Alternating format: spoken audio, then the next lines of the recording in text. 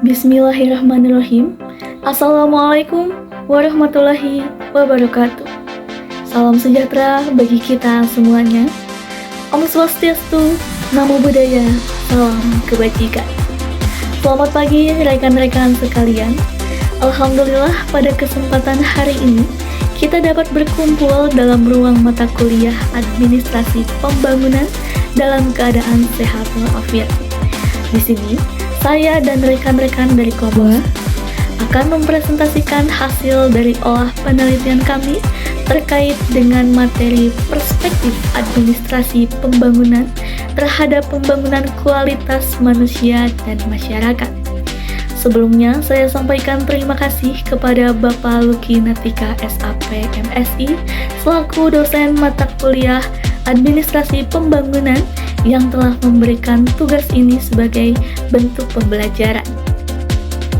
Selanjutnya, sebelum saya memasuki sesi pembahasan, izinkan saya untuk memperkenalkan terlebih dahulu rekan-rekan dari kelompok 2.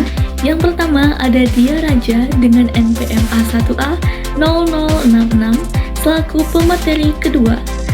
Yang kedua ada Ratna Komala Rohana dengan NPM A1A 220089 selaku pemateri ketiga. Yang ketiga ada Ziko Raina dengan NPM A1A 220085 selaku pemateri keempat. Dan yang keempat ada Ririn Nur Aini dengan NPM A1A 220076 selaku pemateri kelima.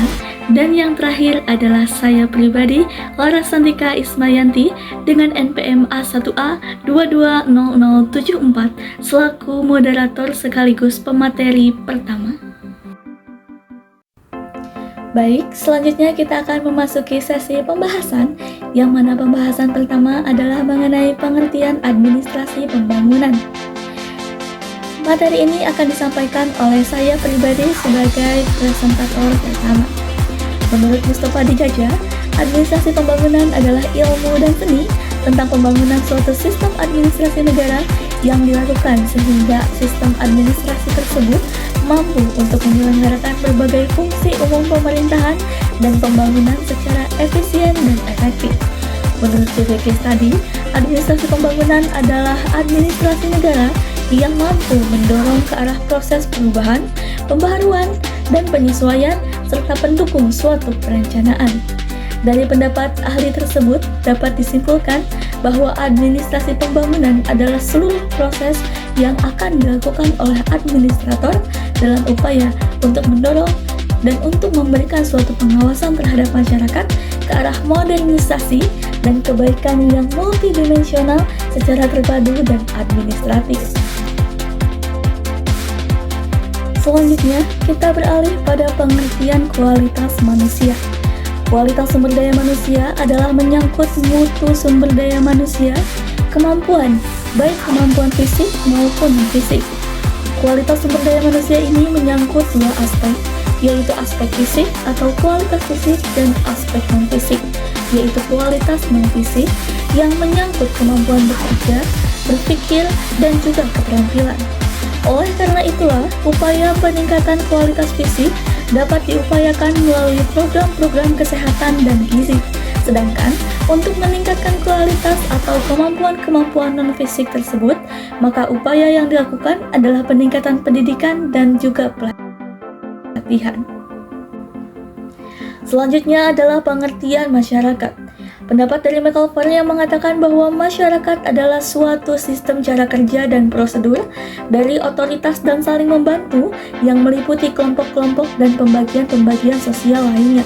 Sistem pengawasan tingkah laku manusia dan kebebasan, sistem yang kompleks dan selalu berubah, atau jaringan relasi sosial. Masyarakat berperan penting sebagai partisipasi publik dalam administrasi pembangunan. Menurut M. Goldsteiner, dalam hubungan partisipasi dengan tata pemerintahan yang berorientasi pada rakyat sebagai lawan dari tata pemerintahan yang berorientasi pada prinsip-prinsip manajemen. Materi selanjutnya akan disampaikan oleh Dia Raja. Kepadanya saya persilahkan. Di sini saya akan menjelaskan peran administrasi pembangunan dalam membangun kualitas masyarakat. Peran administrasi pembangunan dalam meningkatkan kualitas sumber daya manusia didorong oleh fakta-fakta bahwa kualitas sumber daya manusia sangat penting untuk mencapai pembangunan berkelanjutan.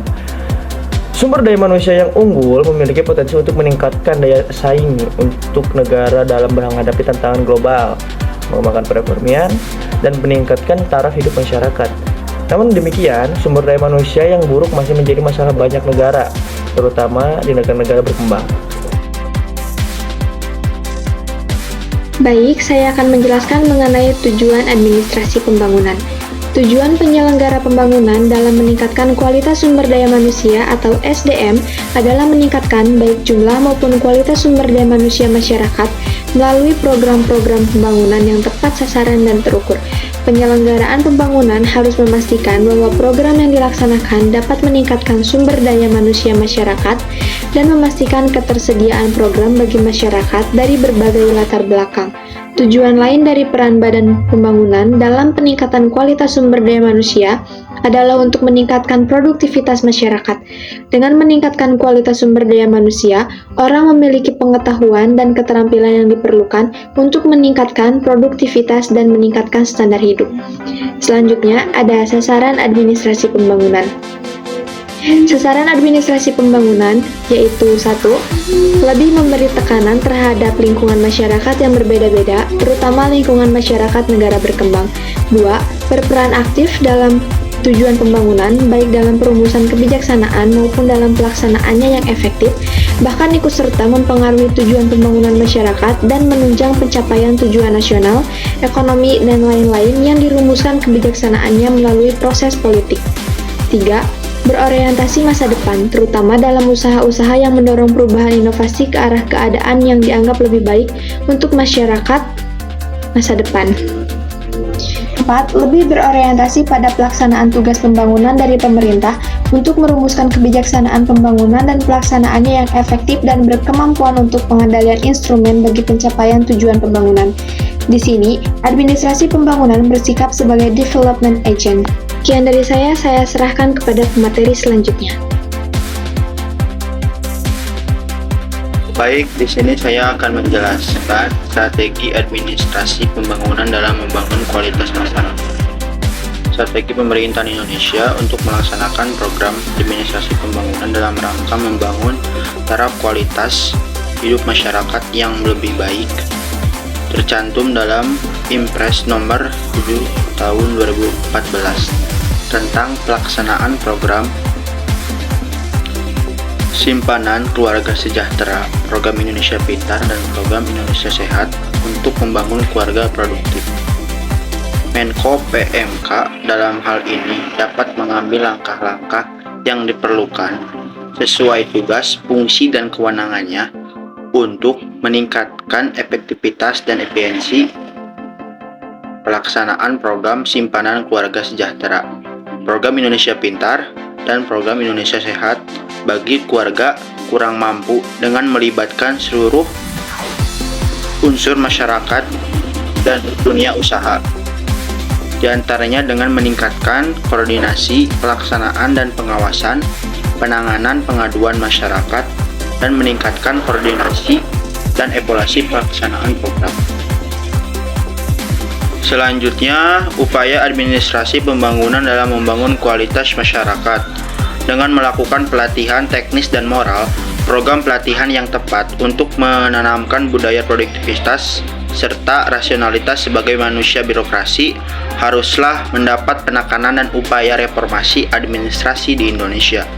Desentralisasi dan reintegrasi pembangunan kualitas manusia dan kualitas masyarakat amat memerlukan desentralisasi kewenangan kepada pemerintah, daerah, dan kepada masyarakat. Birokrasi tanpa pengawasan politik yang efektif, birokrasi pembangunan cenderung kurang berprestasi. Karena itu, sejalan dengan upaya menciptakan pengawasan demokratis yang efektif terhadap birokrasi, transformasi ini harus lebih luas dari transformasi yang dikenal selama ini, yang bertujuan untuk memperbaiki akuntabilitas dan partisipasi.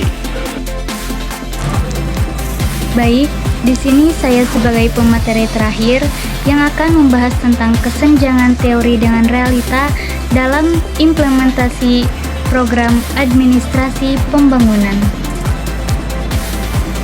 Dilema administrasi pembangunan dalam pandangan Rondinelli dan Cima 1983 merupakan permasalahan yang menyangkut implementasi kebijakan dan menjadi topik menarik baik di negara industri maupun negara berkembang. Dalam kondisi tersebut, timbullah kesenjangan teori dengan realita sebagai tantangan implementasi administrasi pembangunan dalam peningkatan pembangunan kualitas manusia dan masyarakat. Yang pertama, adanya perubahan retorika kebijakan pembangunan. Meskipun retorika kebijakan pembangunan mengalami perubahan secara drastis setelah 2 dekade, perspektif ke dalam perencanaan, pembangunan, dan administrasi hanya sedikit mengalami perubahan. Yang kedua, konflik politik. Mengapa? Karena kebijakan berasal dari analisis yang rasional dan komprehensif. Perencanaan dapat dibuat melalui sistem hierarki dari peraturan dan perundang-undangan. Dan yang terakhir adalah perubahan strategi pembangunan. Sejak organisasi internasional menyediakan bantuan keuangan untuk proyek pembangunan, sistem, prosedur, dan pengawasan, beberapa negara mulai mempertimbangkan sistem manajemen modern yang diadopsi oleh birokrasi di beberapa negara berkembang. Saya kembalikan kepada moderator. Terima kasih. Baik, saya sampaikan terima kasih kepada para pemateri yang telah menyampaikan pembahasan mengenai perspektif administrasi pembangunan terhadap pembangunan kualitas manusia dan masyarakat. Dari pembahasan tersebut dapat kita ambil sebuah kesimpulan bahwa administrasi pembangunan penting dalam meningkatkan kualitas sumber daya manusia untuk pembangunan berkelanjutan. Perkembangan teknologi dan globalisasi mempengaruhi fungsi administrasi pembangunan. Pemerintah Indonesia menetapkan program pembangunan sumber daya manusia komprehensif. Administrasi pembangunan berperan dalam memastikan program-program tersebut berjalan lancar sesuai visi pembangunan nasional. Administrasi pembangunan melibatkan proses untuk mendorong modernisasi masyarakat secara terpadu. Tujuan administrasi pembangunan termasuk memberi perhatian pada lingkungan masyarakat, berorientasi masa depan, dan meningkatkan diri dengan tujuan pembangunan. Penyelenggaraan pembangunan bertujuan untuk meningkatkan jumlah dan kualitas sumber daya manusia melalui program-program yang tepat sasaran. Mungkin demikianlah presentasi yang dapat kami sampaikan pada kesempatan hari ini. Mohon maaf atas segala kekurangan atas penyampaian kami pada hari ini. Wallahul muwaffiq ila aqwamit thoriq. Wassalamualaikum warahmatullahi wabarakatuh.